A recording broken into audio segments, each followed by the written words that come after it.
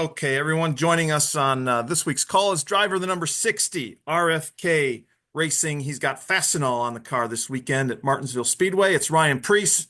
Ryan's coming off back-to-back top 10 performances and going to a place where he's won his only career pole a couple of years ago at Martinsville and also finished top 10 a year ago in this race. So, Ryan, we're going to hang in there with you here. We got a little slow bandwidth here is what I'm getting here. So we'll just kind of see. Hopefully this works out. You're kind of frozen right now, but we got a bunch of questions lined up. Ryan, can you hear me? Yeah, I There we go. should. I just connected to the Wi-Fi, so maybe that'll help. There we go. Yep, we're in good shape right now. We're going to kick it off with John Newby from Savage Ventures. Go ahead, John. Thank you. So, Ryan, with them bringing back the same tire from November last year, I was curious, what are your thoughts on that tire heading into this weekend and I guess only just having one option as opposed to two different sets?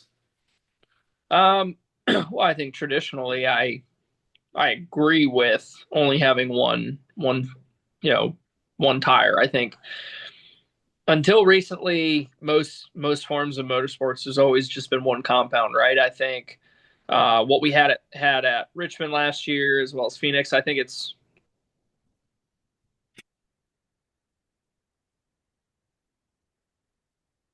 Uh-oh. I You look promise. good, John. There we Like, go. and I don't know what happened there. It kind of threw me out and brought me back in. Yep, So you're yep, back. now, Yep, I see you. You're good. all Continue. right. What point did I cut off? Just traditionally the history of having one tire compound. Okay, yeah. So for me, I'm okay with it. And I also think the improvements that Goodyear has done and continues to do on the short track tire. I mean, you look at Martinsville. How many years has it been since we've had an outside that prevails on a restart? Right? We don't need a second option to do that. Now, from the strategy standpoint, if you have a tire that's a little bit better and it can get you off cycle, that sometimes can be interesting, and nice. But you could also do the same thing if you change lengths or other things to create different strategies rather than having a straight up race of, hey, we need to pit now. Yeah, I'm okay with, and I like the fact that we're going to bring a tire that in 90 or so laps, if you or 100 laps, if you beat on it, it's you're going to pay the price. And I think if we continue to go down that avenue and trying to keep getting even more and more aggressive, it's only going to be better and better. Great, thank you. All right. Ryan, you look crystal clear here now and you sound good. So I think we're clear here. I think we're good here the rest of the call. Let's move over to Chris Powell. Go ahead, Chris. Yes, good afternoon, Ryan. How you doing? I'm good. How are you? Pretty good. Martinville is a track that demands patience and precision. How do you feel about your chances this weekend, and what is your mindset heading into the race? I feel like our chances are good. I feel like over the past few years we've qualified really well at Martinsville, and especially with this tire, I think it's something that I'm looking forward to. Things that I could definitely do better, and hopefully go and do those things on Sunday. So yeah, I mean, I'm looking forward to it. Just being my background of short track racing, and I've had success at Martinsville, not in the Cup Series, but in modifieds, and obviously this form of racing suits my style. All right, let's go on to Declan. Go ahead, Declan. Declan Wayman, ponyfinish.net. Ryan, you are now 6 weeks into the season under the RFK banner with Brad Keselowski and Chris Buescher. Tell me how recently, with the great finishes you've been throwing in, how have you felt under that RFK banner, and how have you felt like becoming the main third driver for the team now?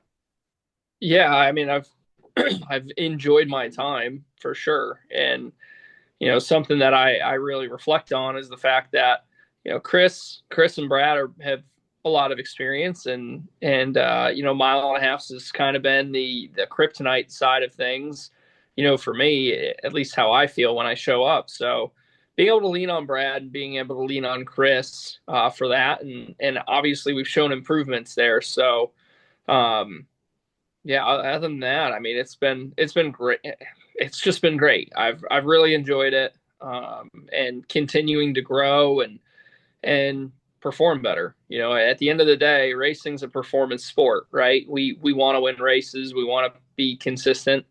I think right now, what makes me feel really good is outside of the first three races, we've made a lot of gains, and we are building a strong foundation overall within the group. So, hopefully we can keep pushing and pulling all together and really, make us a powerhouse.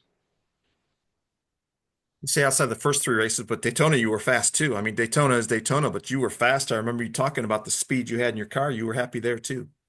Yeah, I mean, you take away, the finish of Daytona and even Coda. To be honest with you, I thought we were going to end up top 10 there. We've been we've shown some really good signs, so very promising. All right, let's go to Zach Sterniello. Hello, Zach. Hey guys, Ryan, I'm curious as you head into a track that you've enjoyed so much success at personally, coming off the heels of these top 10 runs, I imagine you've got to feel like momentum is on your guys' side. How does that change the attitude that you come into Martinsville with?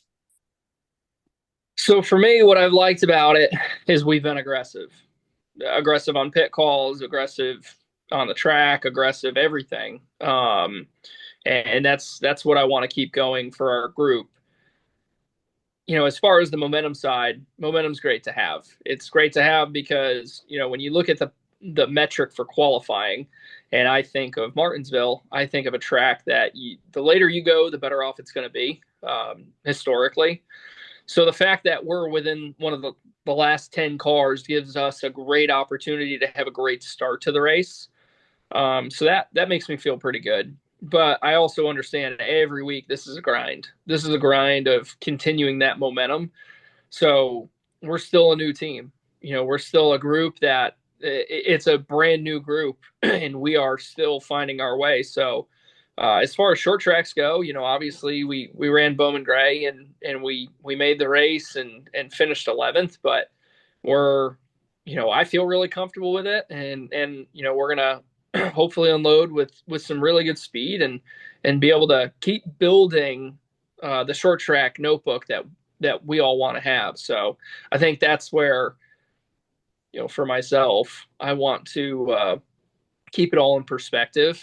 I do feel like if we unload with a bunch of speed, yeah, we can go win that race. But at the very least, you got to manage expectations. My goal for the first third of this season is, if you have the opportunity to win the race, you need to go win that race. If you don't, we need to consistently be doing what we're doing, which is being there in the top 12 and executing our days to have better days. I felt like at Homestead we qualified not very well and drove our way up into the top 12, and then we managed ourselves to get a ninth. And those are the things we need to do as a group right now, and then just keep building that notebook. Thanks, Ryan. Yep. Gained 8 spots in the standings over the last few weeks, 16th going to the weekend. So that climb has begun. Let's go to Adam. Adam, go ahead. You're up next. Thank you. I'm Chopper Motorsports today. Hi, Ryan. I want to go back to Vegas 2 weeks ago when Josh Berry won. You guys obviously have a lot of parallels in your careers, both starting out as short track guys and then obviously being teammates at SHR last season. So what I'm wondering, have you talked to Josh since then? And regardless of whether that's the case, how much more does it add pressure on you potentially to get into victory lane yourself? Yeah, I don't think it adds pressure. I did talk to Josh, and I congratulated him, and I was really happy for him. I think the situation was right there, just like I said to you a second ago, or I said here a second ago, is when you have those opportunities and you have that speed, you need to capitalize on it. And I think, Josh did a great job of it when he had an opportunity on the front row, and he didn't let that opportunity slip away. So when that opportunity, is there, you need to grab it. And that's really, hopefully the more consistent we run where we are, we'll have those opportunities to go do that. So yeah, no, I mean, I'm feeling pretty I don't want to say I'm 100% of where I am, but I couldn't have asked more as far as how the first three races resulted versus how we turned it around at Phoenix and had an opportunity to go. I felt like win that race by saving the option set and having that lead. I felt like that just kind of put the little bit of life that we needed at the point we needed it, and we've carried it since. So yeah, all eyes are on Martinsville now. Awesome. Thanks. Best of luck this weekend. Thanks. All right, let's go to Claire B. Lang. Hello, Claire.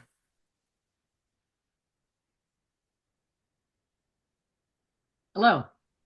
Hi. I heard you on your pit crew stop after they pulled off an incredible pit stop. I watched it more than once. It was so good, and watched a video of it. You called them gangsters, and it was so cool because they were high-fiving, and Yeah. they really are very fast. Talk about your pit crew and how good they are. How did you know that they were going to be good when you came into RFK? What are you discovering? And then how much does it mean for Martinsville? So yeah, I mean, when I say gang, that's just something I say, but they're badass. Yeah, I was I thought proud it was good. Yeah. I was proud of them because I'm here every Wednesday and I enjoy doing pit practice with those guys. And for me, I just do it as like a camaraderie, team building, and I know the level of effort and what I put into my racing. And what I enjoy is seeing the grind that those guys have, the want to win, right? And the will to win. So I just we're gonna have our moments. Don't get me wrong. Like nobody's perfect, so they're gonna have a day or a time that it's just not.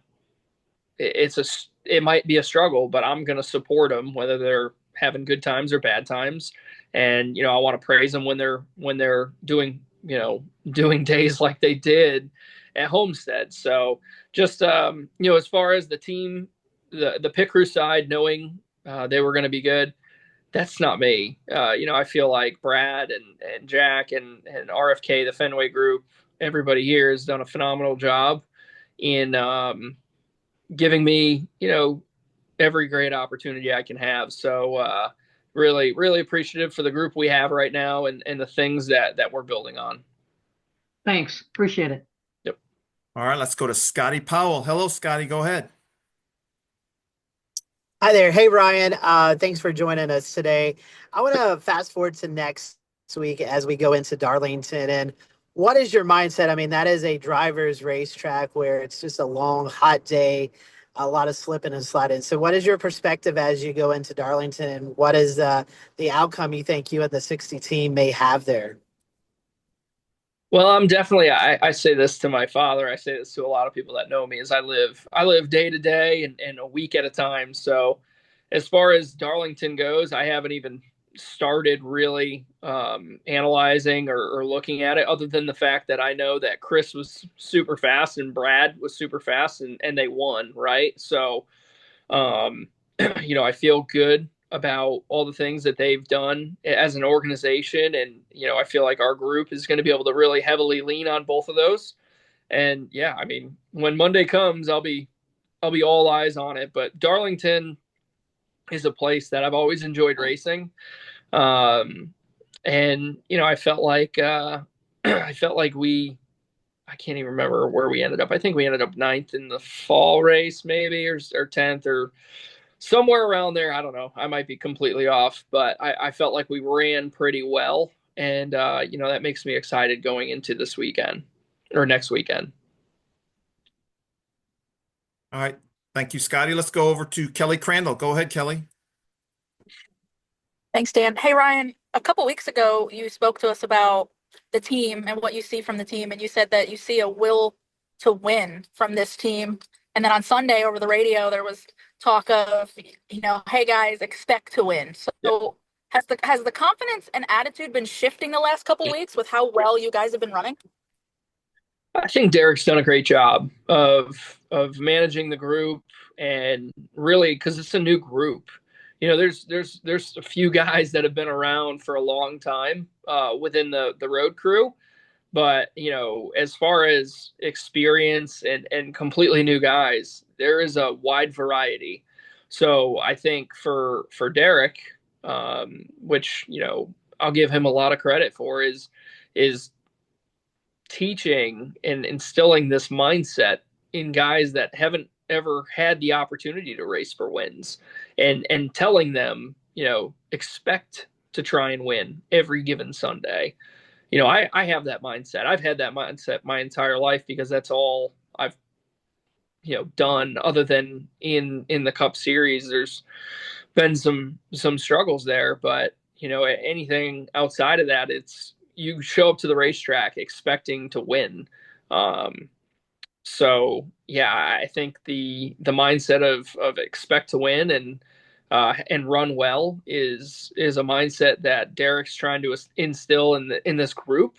And I'll give him a lot of credit because the attitude of of them all, really, I think it's just RFK in general is the push for, you don't want to say, anyway, yeah, you do, the push for perfection. So that's what we're doing. I mean, there's just a lot of want to win or will to win, and that's the thing. Like, it's kind of like my cup or my racing career, right?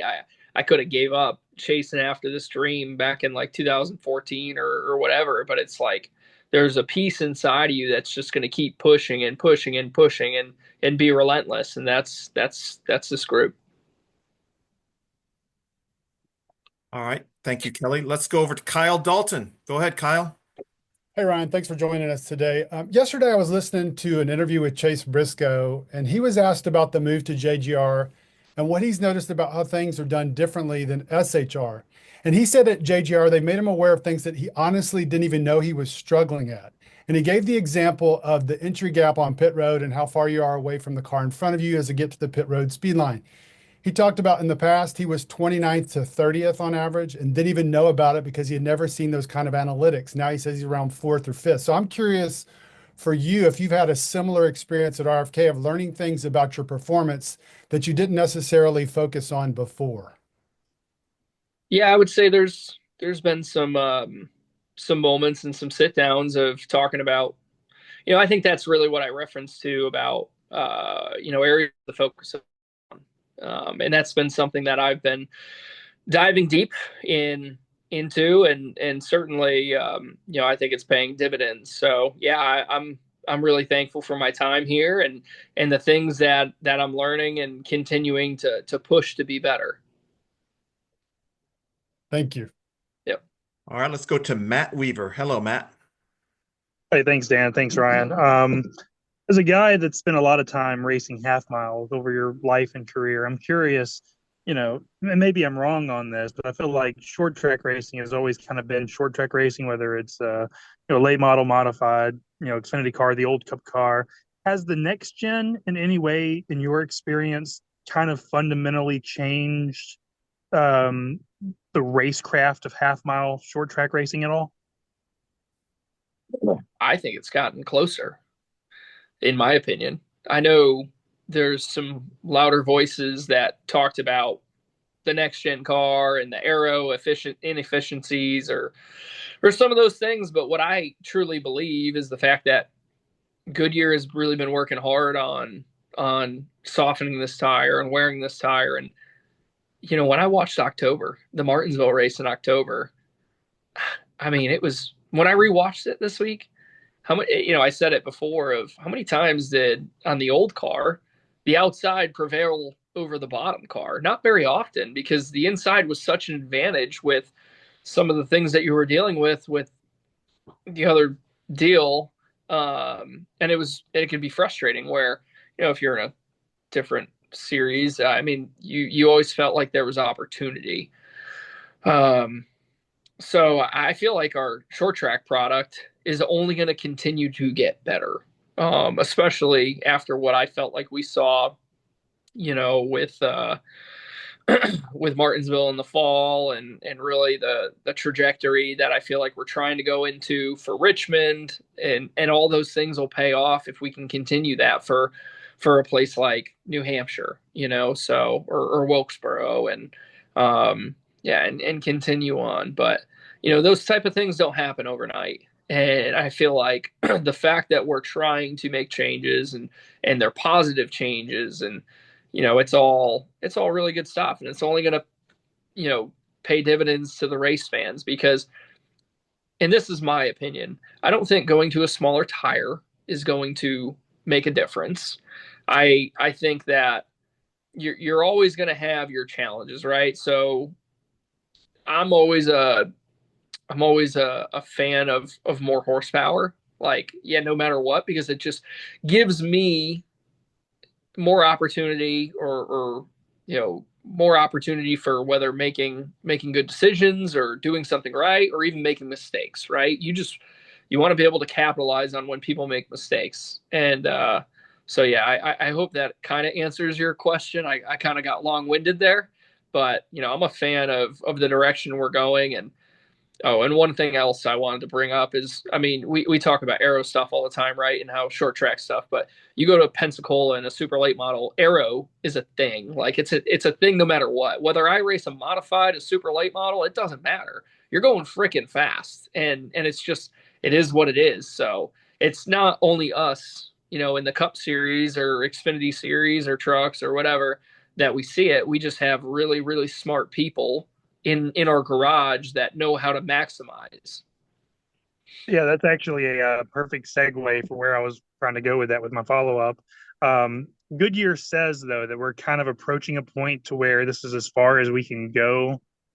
They've been saying that for a while, though, and they seem to get further and further anyway. But I'm curious, like, can we get fully to where I think we all want to be in a place like Xfinity is, right? When you watch a race at Martinsville in the Xfinity Series, that's where we want Cup to be. Can we get there purely through the tire, you think? I don't even think the Xfinity Series racing, at Martinsville is that great. I just see guys knocking each other out of the way. That's it. I don't think that's racing. I can go to a local go-kart track and knock a guy out of the way and do the same damn thing. I find that the next gen car, it takes, if you smash a guy, you're not going to you can't stick your nose under the guy like you can in those cars.